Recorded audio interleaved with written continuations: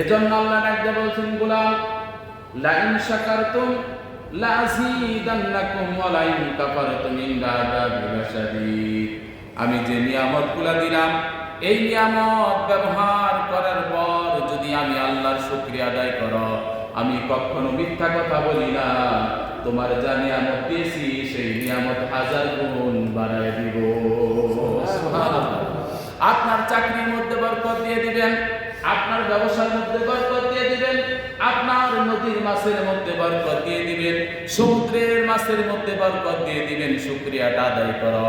শুকরিয়া যত আদায় করবা, আগে যে সমুদ্রের মধ্যে পদ্মার ইলিশ 1 কেজি করে হইতো, সেই ইলিশটা আল্লাহ 3 কেজি বানায় দিবে।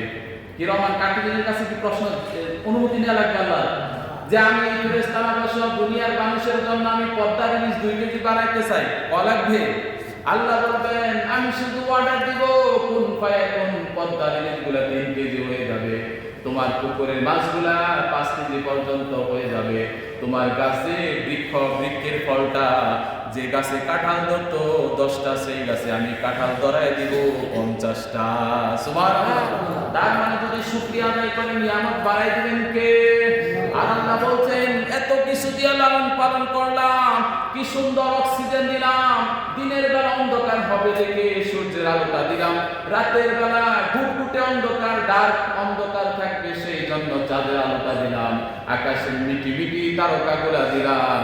এরপরেও যদি আমার শুকরিয়া আদায় না করো, কিয়ামতের দিন এমন শাস্তি চোখে দেখার মতো না, কল্পনাও করতে পারবি না, এমন শাস্তি তাদের জন্য রয়েছে যারা আমার শুকরিয়া আদায় করবে না। সুবহানাল্লাহ। এজন্য যে অবস্থায় থাকেন, যে কোনো মুহূর্তে থাকেন, যে কোনো সিচুয়েশনে থাকে, শুকরিয়া আদায় হবে কার? বলে না কার? আমাকে যে আল্লাহ এত সুন্দর করে বানাইছেন, আমার 2টা হাতও তো আল্লাহ নাও দিতে পারতেন না? কত মানুষ আছে হাত নাই, কত মানুষ আছে 2টা চোখ নাই, কত মানুষ আছে পা নাই, কত মানুষের ব্রেনটা লুজ হয়ে গেছে, পাগল বানাই দিয়েছেন, মাজনুন। আল্লাহ আমাকে কত সুন্দর ব্রেন দিয়া, এত সুন্দর করে শিক্ষিত বানায়া, মানুষের মতো মানুষ বানায়া দুনিয়ার মধ্যে আনছেন। আপনি আমি যদি শুকরিয়া আদায় করি, আমার নিয়ামত আল্লাহ আরো 1000 গুণ বাড়ায় দিবে। সুবহানাল্লাহ। এজন্য শুকরিয়া, এজন্য কি শুকরিয়ার জন্য আল্লাহ এই যে আমরা নামাজের মধ্যে দাঁড়িয়ে প্রথমে বলি আলহামদুলিল্লাহি রাব্বিল আলামিন, অন্য কিছু বলি আল্লাহ তোমার শুকরিয়া, তুমি যে আমাদেরকে এত নিয়ামত দিয়েছো, এজন্য সব সময় শুকরিয়া আদায় করি।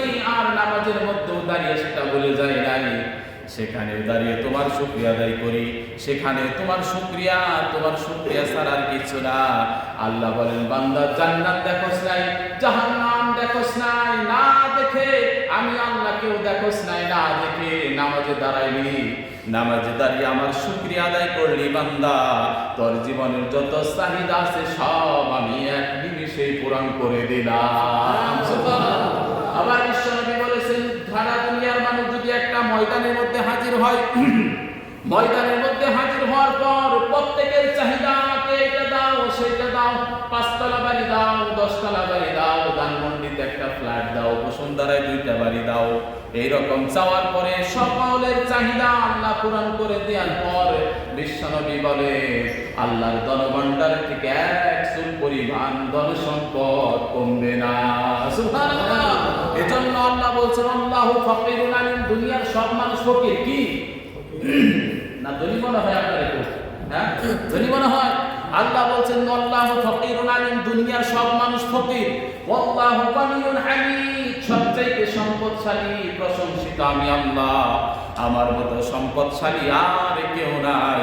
সেখান থেকে ধাক্কা দিয়ে কাউকে আমি সম্পদ দেই, রাস্তার ফকির থেকে সিংহাসনের মধ্যে বসাই দেই, সেখান থেকে আবার আমার সাথে যদি বেয়াদবি করো, 1 থাপ্পড় দিয়ে হাতের মধ্যে ভাঙা থালা দিয়ে রাস্তায় নামায় দিতে আমার 1 সেকেন্ডও লাগে না। ঠিক না? 1 সেকেন্ডও লাগে না। কিসের সম্পদ তোমার? 2টা 4টা গাড়ি করছো, 2টা 4টা ইটভাটা করছো, কিছু সম্পদের মালিক হইছো, জমির মালিক হইছো, কয়েকটা ফ্ল্যাটের মালিক হইছো, মনে করছো না জানি কি হয়ে গেছো। আমি মাঝে মাঝে বলে থাকি পায়ের মধ্যে যদি আল্লাহ একটা ফোঁড়া দেয়, কোরআন থেকে একটা ক্যান্সার বানায় দেয়, মাইকের হরনটা মহাপৃষ্ঠা বুকের মধ্যে ধরবেন আর বলবো আমি দুনিয়ার কিচ্ছু চাই না, দুনিয়াতে আর কিছুদিন থাকতে চাই। আল্লাহ বলেন কয় টাকার মালিক হইছ, সারা দুনিয়া বিক্রি করলে ওই ক্যান্সার সারানোর মতো ক্ষমতা তোর আছে? আছে নাই? কয় টাকার মালিক? এত বাহাদুরি করো। এজন্য আল্লাহ বলছেন আল্লাহু ফাকিরুন আলিম, দুনিয়ার সব মানুষ ফকির, আল্লাহু গানিয়ুন হামিদ, সবচাইতে সম্পদশালী আমি আল্লাহ, সেজন্য চাইতে হবে কার কাছে?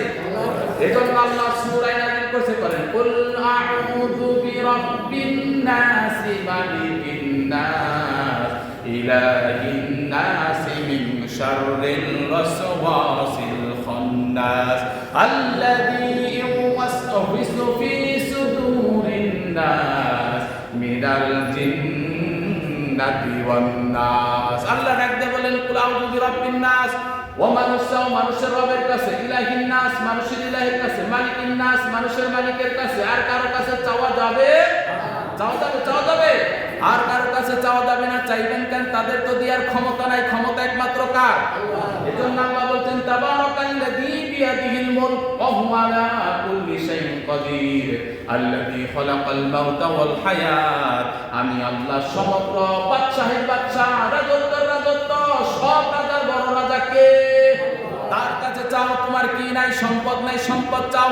আল্লাহ বললেন কুলিল্লাহুম্মা মালিকাল মুলক, পারেন না? পারেন না? বলেন না কুলিল্লাহুম্মা মালিকাল মুলক তুতিল মুলকা মান তাশা ওয়া তানজিউল মুলকা মিম্মান তাশা ওয়া তুইজ্জু মান তাশা ওয়া তুযিল্লু মান তাশা বিয়াদিকাল খায়র ইন্নাকা আলা কুল্লি শাইইন কাদির। আমার কাছে সম্পদ চাও, সম্পদ দিব। সম্মান চাও, সম্মান দিব। ইজ্জত চাও, ইজ্জত দিব। আবার আমার সাথে বেয়াদবি করবা, ইজ্জত সম্মান ছিনাই না রাস্তায় নামাই দিব। তোমার টাকা নাই, টাকা চাও। চাকরি নাই, চাকরি চাও। সম্পদ নাই, সম্পদ চাও। ইয়াং জেনারেশন যারা আছে, সুন্দর বউ নাই, সুন্দর বউ চাও। দিবেন কে? এই যে হাসি আসে, দেখছেন? সুন্দর বউ চাইতে হবে কার কাছে? ভালো বউ চাও আল্লাহর কাছে, সুন্দর বউ চাও আল্লাহর কাছে। না হইলে এমন বউ দিব কিয়ামতটা ফেলবে। যদি ভালো বউ যদি ভালো হয় তাহলে নিয়ামত, আর যদি খারাপ হয় কিয়ামতের চাইতে কম না, ঠিক না? ভালো হলে নিয়ামত, খারাপ হলে কি? কিয়ামত। এর চাইতে ভালো আর কিছু হয়ে থাকে?